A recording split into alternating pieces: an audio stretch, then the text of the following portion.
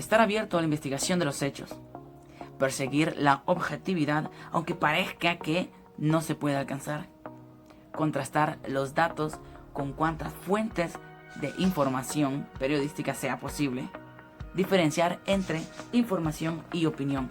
Esto es sumamente importante. Estos son uno de los muchos principios periodísticos que existen. Estos 4 creo que son esenciales en el periodista. Pero si estamos hablando de principios básicos, éticos y morales periodísticos, me gustaría hacer énfasis en el que vamos a exponer al día de hoy. Estamos hablando de el concepto de la verdad. Pero la verdad se puede ver desde muchas perspectivas. La perspectiva que vamos a optar para definir el concepto de verdad es la perspectiva periodística en el manejo de la información. Esto es bien interesante porque hay un autor famosísimo. Él se llama Javier Darío Restrepo, un periodista. Y escribió uno de los libros más importantes y que ha hecho un impacto sumamente grande en los periodistas. Este se llama El zumbido y el moscardón. Javier Darío Restrepo. Este prácticamente es un manual de ética y moral periodística y de verdad que es funcional en un 100%. Hay una frase que, de hecho hay 3 frases que me impactaron de este escrito y la voy a citar. Una de ellas dice: no basta decir la verdad, hay que protegerla.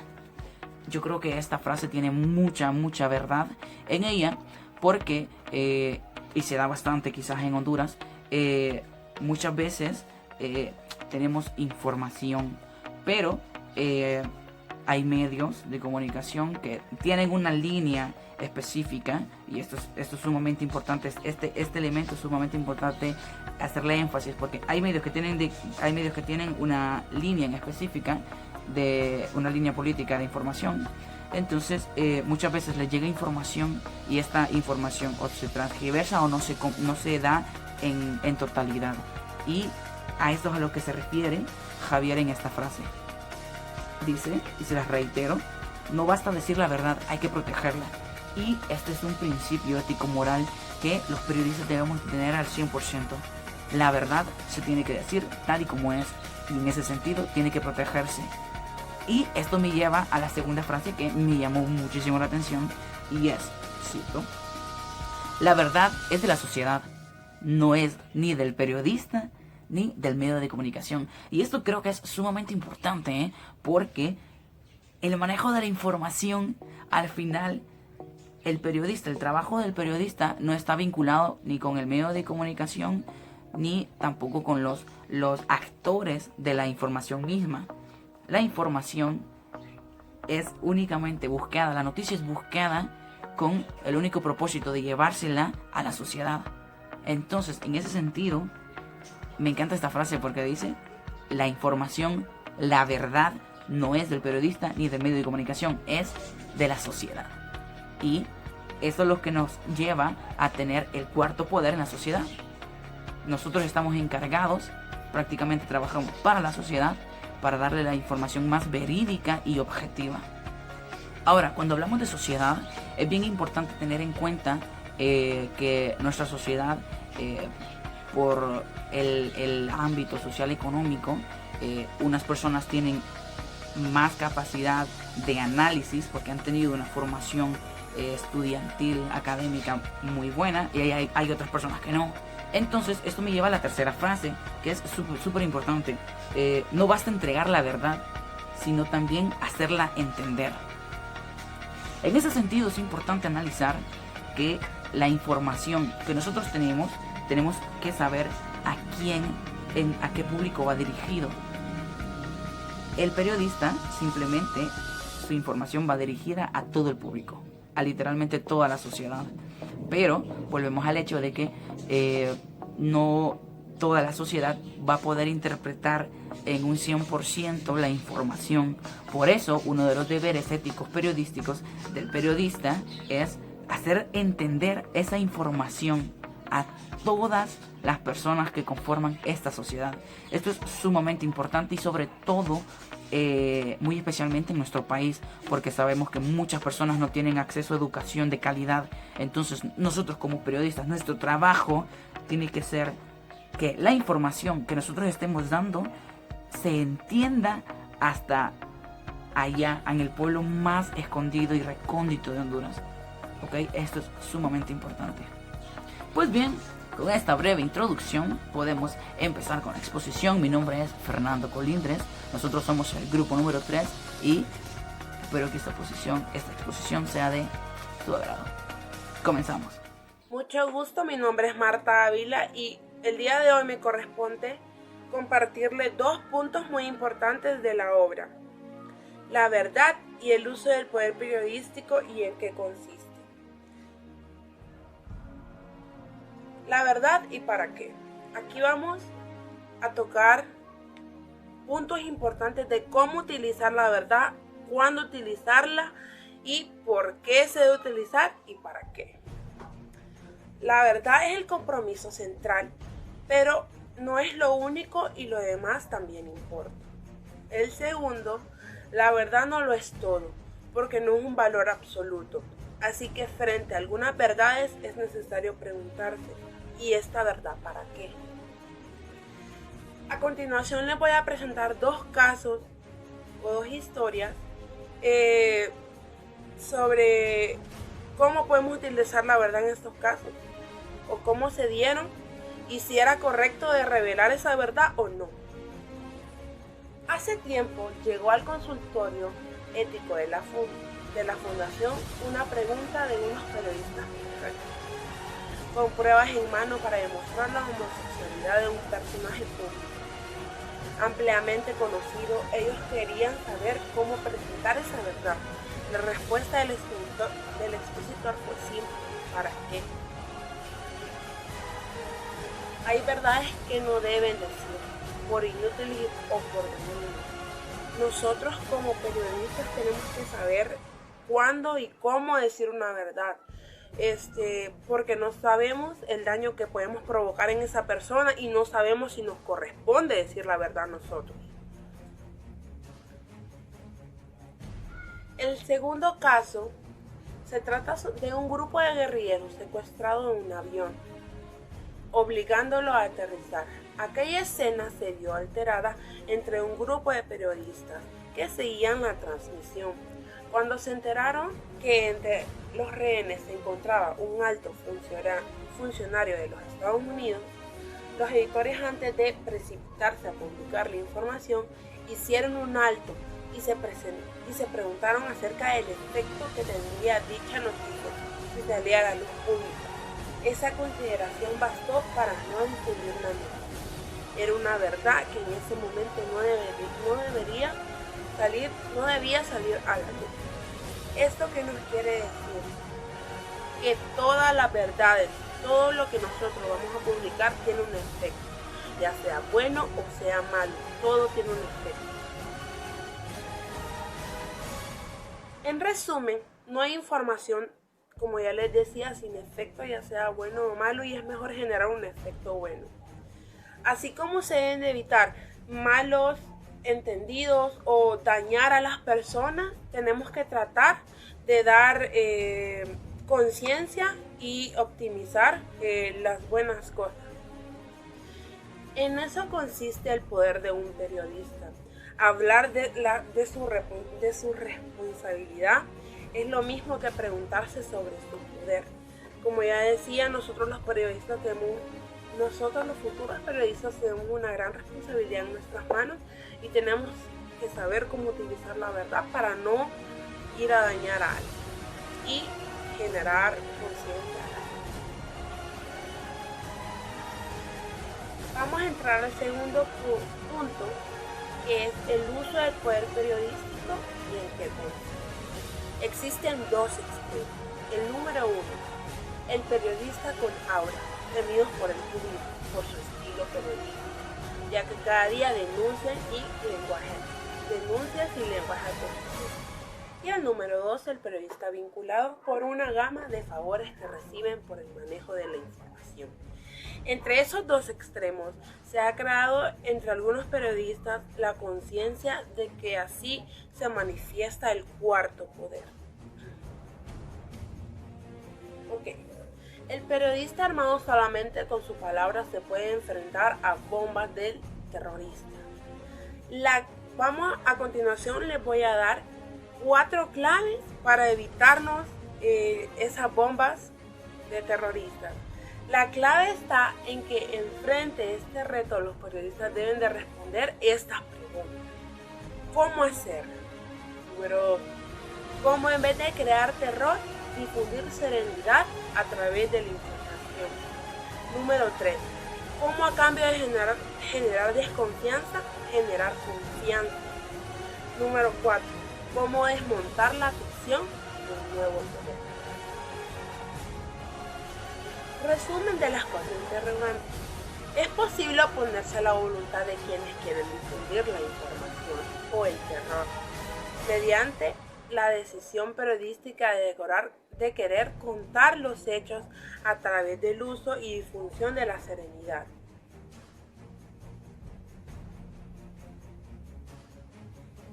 Para evitar caer en errores, se propone lo siguiente. Les voy a dar los puntos. Número 1. Hablar de desigualdad que genera el factor sorpresa de una acción terrorista. Número 2. Detallar los dispositivos de la seguridad que fueron burlados. Número 3. Seguir las reacciones de las autoridades. Número 4. Destacar los resultados obtenidos. Número 5.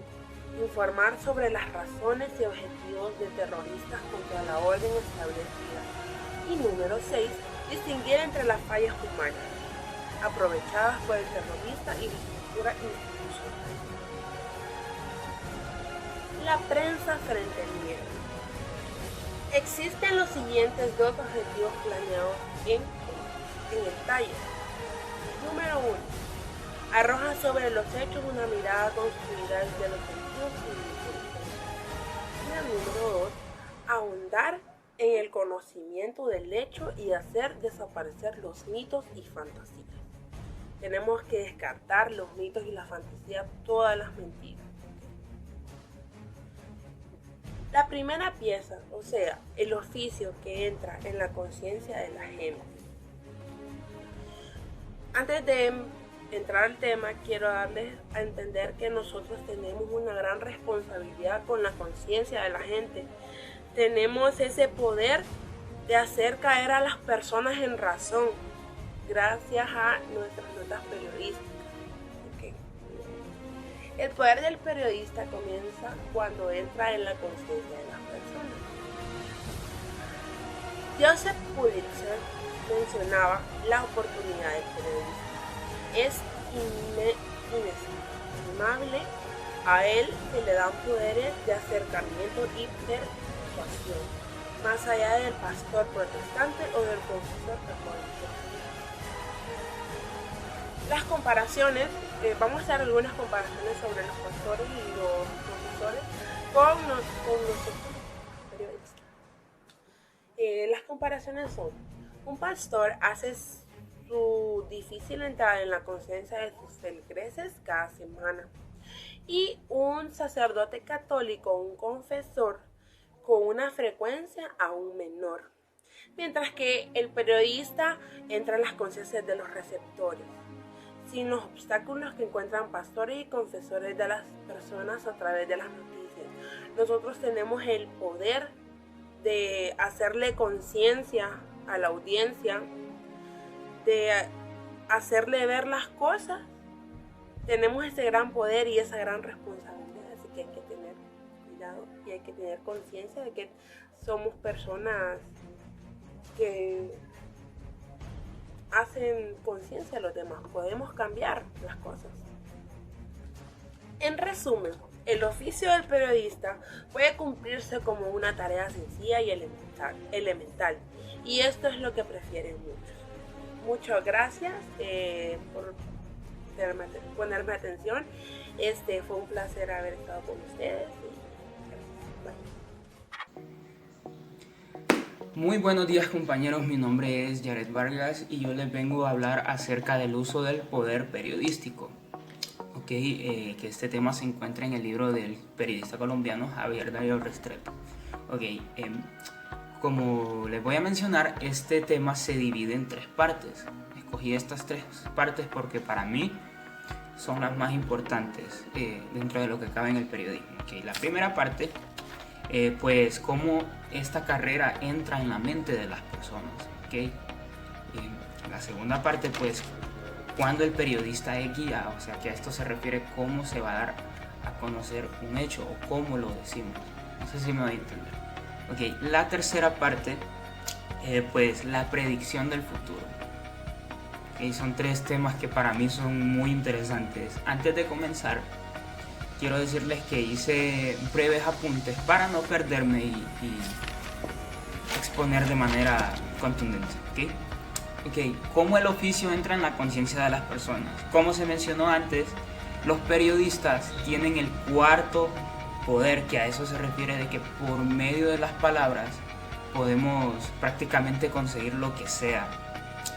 Podemos entrar a la mente de las personas, que esto pues puede causar efectos positivos y negativos en la sociedad. Como se mencionó en el libro, esto pues es una hipérbole, o sea que es algo muy exagerado, y los que son expertos en controlar la mente de las personas, pues como se menciona en el libro, son los pastores y los confesores. El periodismo pues se sale de esa zona muy romántica, o sea, me refiero a que se sale de lo espiritual.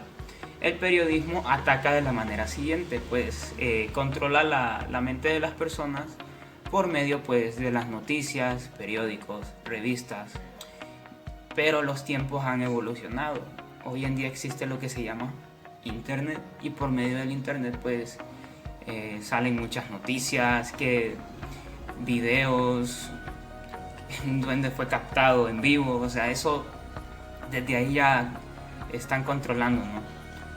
Eso se le llaman las masas. La segunda parte, cuando el periodista es guía, o sea, cómo influye el periodista. Hay distintas versiones de conocer un hecho, ya sea porque hay intereses distintos, y suele pasar muy seguido de narrar el hecho de manera distinta. O sea, esto se refiere de que pues el periodista tiene su propio criterio de los hechos y lo comunica a los lectores, quienes terminan creyendo lo que el periodista pues dio a conocer. Y esto pasa muy seguido, causa mucha controversia porque 2 periodistas tal vez están hablando del mismo tema, pero lo hacen de manera distinta, y eso causa bastante controversia. A veces el mensaje pues no se debe entender de manera positiva, pongámoslo así. La tercera parte, pues, la predicción del futuro. En mi opinión, como lo menciona el periodista Javier Darío Restrepo, no creo que predecir el futuro sea algo para el periodismo, no creo que sea correcto. Por ejemplo, los periódicos, a diario pues se lee lo que es el horóscopo, ¿no? Especulando cómo será nuestro día. La gente confunde mucho esta palabra. Tal vez un periodista puede dar aproximaciones, o sea, algo que posiblemente pues pueda suceder. Un ejemplo, cuando hay un partido de fútbol, Real Madrid versus Barcelona, ¿quién ganará el partido? Probablemente puede ser que el Real Madrid gane, porque ha estado jugando mejor en lo que es en la liga y iba en primer lugar. Entonces eso es como una aproximación de lo que posiblemente puede pasar, ¿no? Y a veces el periodista usamos un tono tan persuasivo que la gente se lo cree. Entonces ese era un punto importante el que iba a tocar también, de que el periodista pues tiene esa persuasión, ¿no? Cómo influye bastante en la mente humana, que a veces una mala noticia pues puede generar psicosis humana, ¿no? Entonces bueno, este es mi tema, así que fue un gusto darles mi opinión acerca de este tema. Un gusto. Buen día, mi nombre es Yulisa Rivas y yo les voy a hablar sobre las formas en las que se puede dar a conocer una noticia periodística. Pongámonos de ejemplo un pueblo que fue arrasado por el agua. Había una represa, hubo mucha lluvia y la represa se rompió y se llevó 5 casas y inundó todo el pueblo. Entonces, hay una forma de dar esta noticia diciendo los hechos tal y como son. Por ejemplo, el número de personas que fueron afectadas, la reacción de las autoridades, la reacción de las personas afectadas, cuántas personas murieron, si hubieron muertos, los datos exactos de la noticia así como son. Pero esto generaría nada más en la población que un desconcierto cuando lean la noticia, como la idea de resignación o de que ya no se puede hacer nada. A esa forma de llevar la noticia o de dar a conocer la noticia se le llama forma pasiva. También existe la forma activa. Al momento de dar una noticia de forma activa, yo no me voy a fijar solamente en los datos tal y como son, los datos crudos de la noticia, sino en el por qué sucedieron las cosas. Por ejemplo, ¿por qué la represa se rompió? ¿Cuánto tiempo tenían de no darle mantenimiento? ¿Qué podemos hacer para ayudar a las familias que fueron afectadas? Si existe alguna organización que pueda ayudar, ¿cómo podemos reparar la represa para que las personas puedan regresar a su lugar en caso de que hayan sido trasladadas?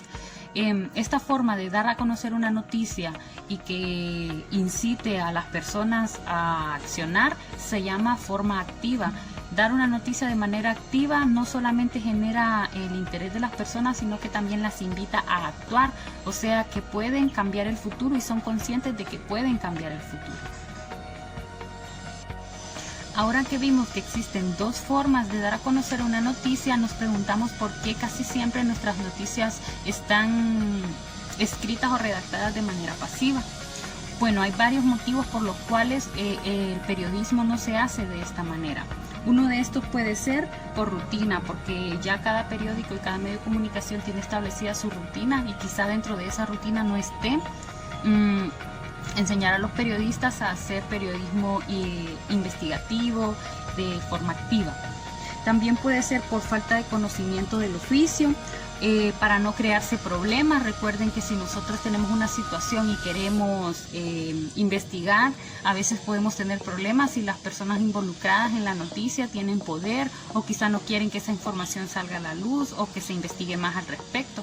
Uno de los motivos, yo creo, en Honduras, de los que se utilizan más de pretexto para no hacer este tipo de periodismo, es el miedo a las represalias o a que lleguemos a perder incluso hasta la vida nosotros al momento de escribir una noticia. En 2001, después del atentado del 9/11, el New York Times sacó una editorial diciendo que había esperanza, que no solamente existía la catástrofe que había pasado, que si bien habían tenido que superar mucho por el problema del atentado de las Torres Gemelas, aún así se podía, por ejemplo, ayudar a las personas que fueron afectadas, investigar qué fue lo que sucedió realmente, quién había sido responsable. Entonces, la manera en la que transmitió la noticia hacía que las personas sintieran esperanza y ganas de actuar al respecto, no solo el desazón de saber que había habido un atentado. El señor Zlatko Dizdarevic, director del único periódico que sobrevivió a la guerra en Sarajevo, cuenta la historia que cuando vio que su periódico estaba en llamas y que todo su trabajo de 30 años lo habían reducido a cenizas, llamó a su personal, a sus periodistas, los que trabajaban con él, y les dijo que sí, que era lo que había que hacer. Entonces ellos le dijeron que preparara el editorial del día siguiente. Imagínense, después de que todo está quemado, las personas están pensando solamente en que tienen que preparar el editorial del día siguiente. Luego al día siguiente, después de que imprimieron el periódico, cada uno de los periodistas salió a la calle a repartir el periódico, a vender el periódico, y dicen que habían filas interminables frente a ellos mientras ellos estaban vendiendo el periódico. Sabían y eran conscientes que las personas en ese momento solo tenían o para comprar pan o para comprar el periódico, y que la gente a veces podía vivir sin comida, pero no podía vivir sin esperanza. Entonces ese mensaje nos queda, siempre hay que hacer nuestras noticias de forma activa para que las personas no se queden con solo el desconcierto de lo que sucedió o con la noticia y el pesar, sino que siempre nuestra información que sea más profunda, investigativa y que haga que las personas quieran actuar al respecto, que no solo haya desesperanza, sino que sean conscientes. Las personas que se actúan, se les da las posibilidades de que cambien el futuro, porque el futuro es algo que nosotros podemos modificar.